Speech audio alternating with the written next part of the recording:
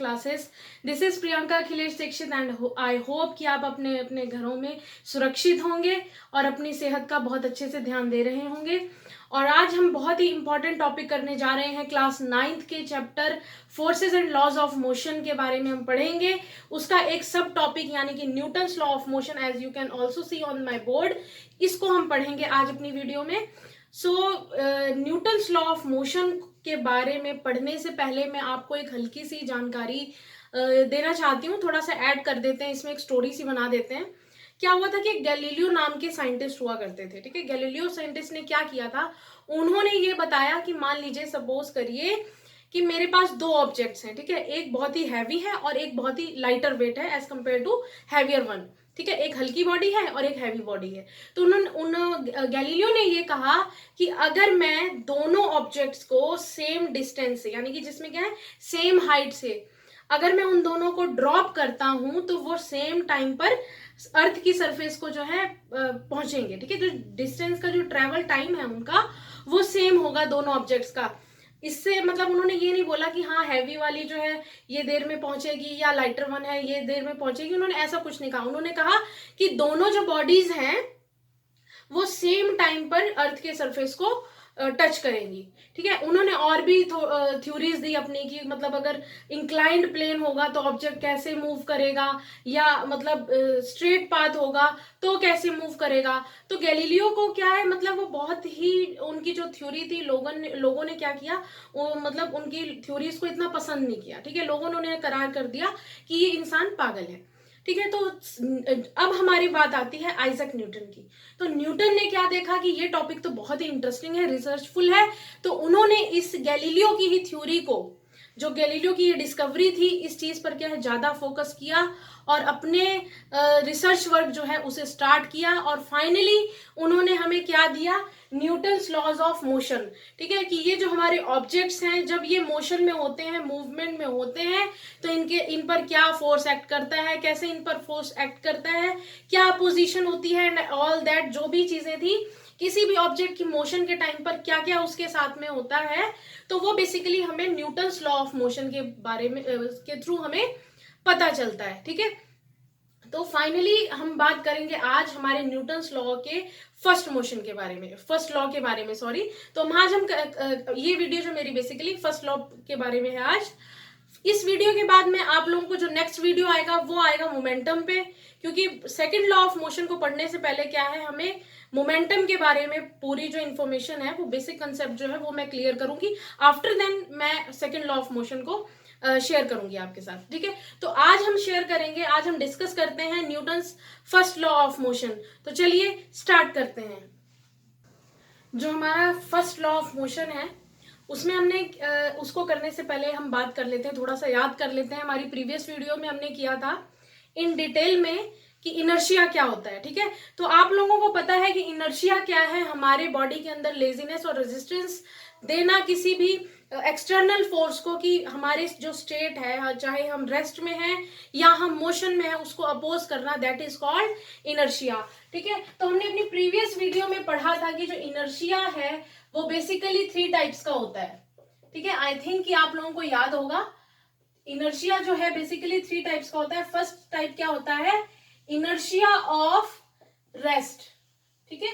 फिर हमने कौन सा पढ़ा था, इनर्शिया ऑफ मोशन। फिर हमारे पास कौन सा था, third and next type is inertia of direction, ठीक है। तो हम स्टार्ट करते हैं कि इनर्शिया, हमें पता चल गया कि इनर्शिया जो है हमारी बॉडी के द्वारा जो एक्सटर्नल फोर्स है कि वो हमारी स्टेट को चेंज करना चाहता है, उसको अपोजिशन देना, दैट इज कॉल्ड इनर्शिया। चलिए बात करते हैं सबसे पहले टाइप की, यानी कि इनर्शिया ऑफ रेस्ट। सपोज कर लीजिए, सपोज करिए कि मेरे पास एक फुटबॉल है, ये मेरा प्लेग्राउंड है और मेरे पास क्या है, एक फुटबॉल है, ठीक है। ये मेरी फुटबॉल है। अब मैं चाहती हूँ ये जो फुटबॉल है ये मेरे ए पॉइंट पे है, और मैं चाहती हूँ कि ये जो मेरी फुटबॉल है ये बी पॉइंट पर आ जाए, ठीक है। तो मैं इसको क्या है, आंख दिखा रही हूं कि फुटबॉल तुम ए पॉइंट से बी पॉइंट पे आ जाओ। ये मेरी बात नहीं सुनेगी, ठीक है। फिर मैं इसको चाहती है कि मैं इस टाइम पे ये किस पोजीशन पे, ये रेस्ट पोजीशन पे है, तो ये चाहती है कि मैं अपने रेस्ट की पोजीशन को ही होल्ड करके रखूं। ठीक है, अब मैं इसकी पोजीशन कैसे चेंज कर सकती हूँ, अंटिल मैं इसको क्या करूंगी, अब मैं इसको किक करूंगी। ठीक है, अब मैं इसको किक करूंगी, जैसे ही मैं किक करूंगी, यानी कि किक से क्या होगा, एक एक्सटर्नल फोर्स हमने इस फुटबॉल को दिया। जैसे ही हम एक्सटर्नल फोर्स बाय किकिंग इस फुटबॉल को देंगे, तो जो हमारी बॉल है वो ए पॉइंट से बी पॉइंट पर आ जाएगी। ठीक है, तो ये हो गया कि हमने इनर्शिया ऑफ रेस्ट को क्या है, मोशन में ला दिया। ठीक, ये बात ध्यान रखिएगा।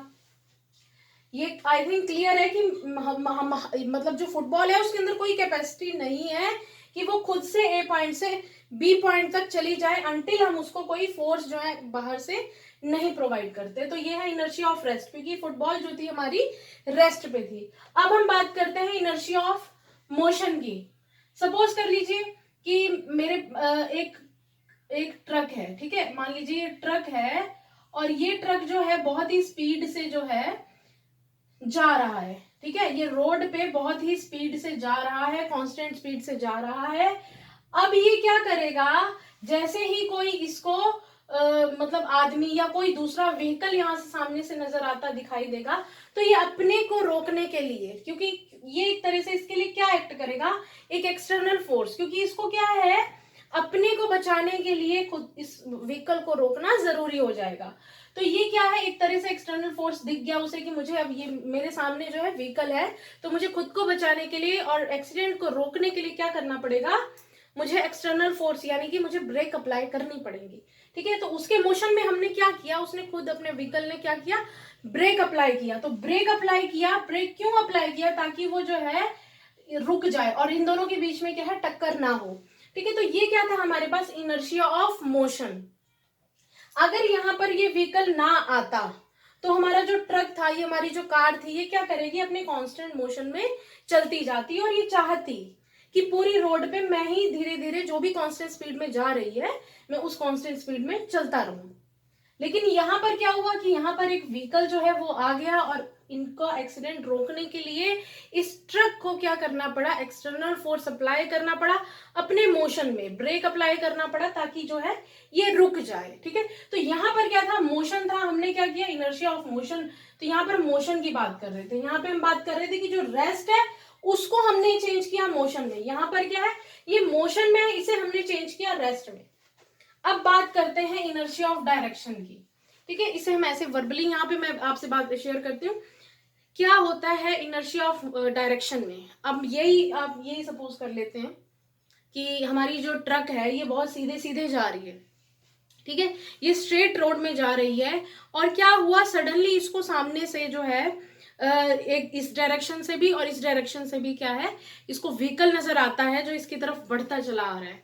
ठीक है, तो ये अपने आप को बचाने के लिए क्या करेगा, टर्न करेगा किसी भी तरफ जहां पर भी ये, ताकि ये एक्सीडेंट को रोक सके। ठीक है, तो ये क्या करेगा, खुद को जो है ये क्या करेगा, रोकेगा, खुद को अपोज करेगा, अपने डायरेक्शन को चेंज करेगा, स्ट्रेट पाथ को रोक देगा। तो जैसे ही डायरेक्शन को चेंज करेगा तो क्या होगा कि क्योंकि पहले से ये ट्रक क्या था, स्ट्रेट पाथ में चल रहा था, अब ये क्या है, खुद को बचाने के लिए इसे क्या है, डायरेक्शन चेंज करनी पड़ेगी। तो जैसे ही डायरेक्शन चेंज होगी, ठीक है, तो जैसे ही डायरेक्शन चेंज होगी कि यू विल सी दैट कि जो उसमें, क्योंकि अचानक हो रहा है ना ऐसा, क्योंकि अचानक ऐसा हुआ तो क्या है कि जो बस का ड्राइवर है या उसके साथ में जो भी लोग बैठे हैं उस व्हीकल के अंदर, तो उनकी बॉडी क्या है, क्योंकि वो पहले ऐसे थे, वो स्ट्रेट पाथ में जा रहा है, तो उनकी बॉडी भी क्या है, ऐसे मूव कर जाएगी, क्योंकि वो चाहते हैं कि हमारी बॉडी जो अभी तक स्ट्रेट में मूव कर रही थी वो स्ट्रेट में ही चलती रहे।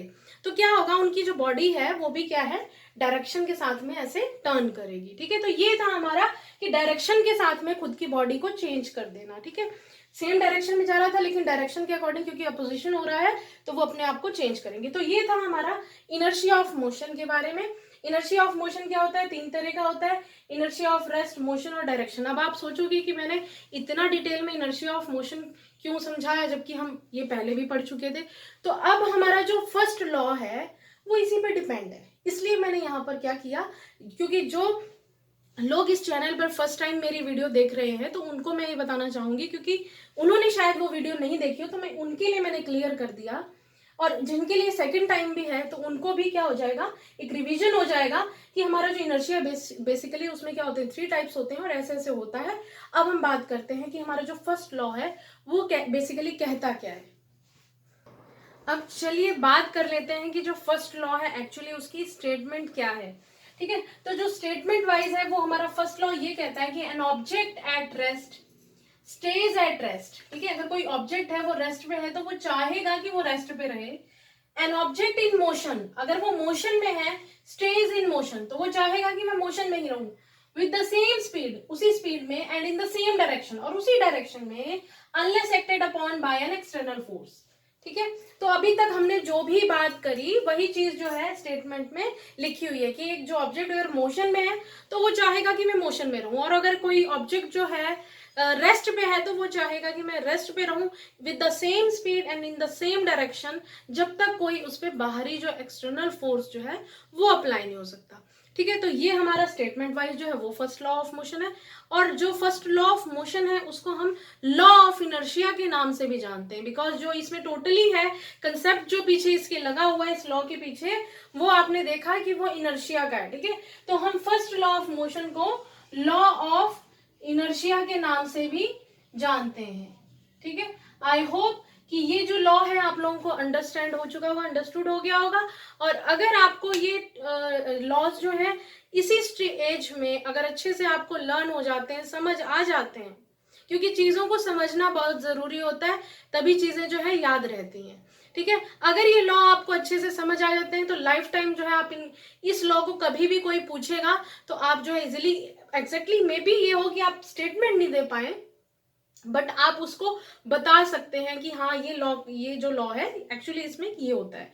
ठीक है, एग्जैक्टली हमने भी क्या, हमारे टाइम पे भी यही हुआ था कि हमने जो पढ़ा है अपने टाइम पे वो हमें याद है, क्योंकि लॉज जो होते हैं ना इतने अच्छे से पढ़ाए जाते हैं कि वो याद रहते हैं। ठीक है, तो आपको भी जो है इतना रॉकेट साइंस तो इसमें नहीं लगा है, तो आपको भी क्या है हजल पजल में इसको बहुत अच्छे से कर लेना है।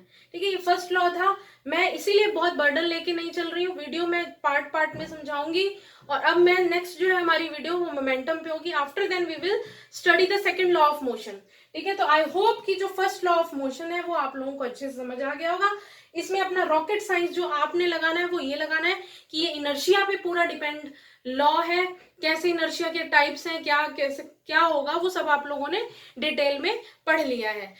सो आई होप कि ये वीडियो जो है आपके लिए थोड़ा भी बहुत बेनिफिशियल होगी। अगर ये आपके लिए यूजफुल है तो और आपको अच्छी लगी तो प्लीज वीडियो को लाइक करिए, मेरे चैनल को सब्सक्राइब करिए, एंड आई होप कि प्लीज अपने अपने घरों में जो है आप अपनी सेफ्टी के प्रिकॉशंस जो है उन्हें देखिए, अनावश्यक घर से बाहर मत निकलिए। हम जो है, और आप मेरे कमेंट बॉक्स में आपको जो भी नेक्स्ट टॉपिक आप मेरे से पढ़ना चाहते हो या कोई भी सजेशन देना चाहते हो वो आप कमेंट बॉक्स में लिख सकते हैं। एंड और आज का हमारा जो मोटिवेशनल जो कोट है वो ये है कि satisfy your soul not the society.